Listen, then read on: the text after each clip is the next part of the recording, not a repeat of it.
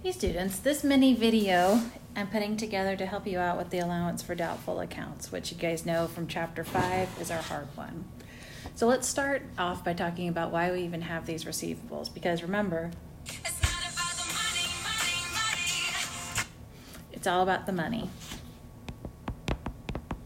So companies go ahead and they offer credit to their customers so that they can make higher sales. By making higher sales, they're making more money. So once they've got these credit, or they've offered this credit, and they've got these receivables from the customers, they've got to do something with them because they need to acknowledge on their balance sheet they're not going to get paid back all the time. So in any problem that you have, you really need to focus on starting off with understanding what the receivable balance is. So what I always do, no matter how the problem is set up, is draw a T account. One for your allowance, one for your receivables, and one for your bad debt expense. So I'm going to call the first one accounts receivable, second one allowance, and the third one bad debt expense.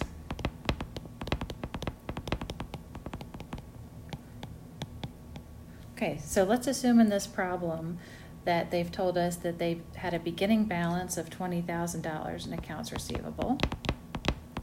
They had $100,000 in credit sales, because remember, when we have a credit sale, we debit accounts receivable and we credit sales revenue. So we have $100,000 in credit sales, and we had $50,000 get paid back to us. So remember, we would get cash, so we debit cash, and we credit accounts receivable because people are paying us back. I think I just said $50,000. Okay, so what's that balance? $120,000 less $50,000 is $70,000. Okay, now we know our accounts receivable. Let's next assume that they say that of that $70,000, they believe that 10% will not pay them back. Okay, so we know now that this allowance balance we're going to calculate needs to equal 10% of accounts receivable. First, plug in any balance that they tell you is already in the account. Let's assume they had a $1,000 debit balance, which remember, if we had done a bad estimate last time, we could end up with a debit balance. So we've got $70,000 multiplied by 10%, the allowance needs to be $7,000. So to get there, we need an $8,000 journal entry. Because we've got a $1,000 debit, we make an $8,000 credit, that leads us to a $7,000 credit. So remember, this is the journal entry.